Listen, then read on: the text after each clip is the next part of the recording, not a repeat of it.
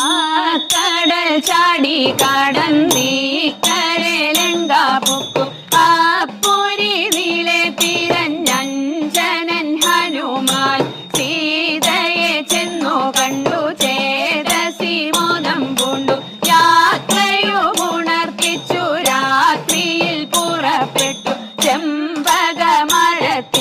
കൊമ്പെല്ലാം തകർത്തിട്ട് കീച്ചക കുറുമൊഴി മുല്ലയും പൊട്ടിച്ചിട്ട് 4-5 പേരു ധ്യാന പാലകന്മാരുറങ്ങുമ്പോൾ എന്തെടാ ഉറങ്ങുന്നതെന്തൊരു ജന്തുവിധ പാലത കാണാകുന്നു 4-5 മാറു നീളം കല്ലെടുത്തെറിയണം പല്ലെല്ലാം കൊഴിക്കണം കല്ലെടുത്തോങ്ങുന്നേരം പല്ലു വിളിച്ചു കാട്ടി കല്ലെടുത്തോങ്ങുന്നേരം പല്ലു വിളിച്ചു കാട്ടി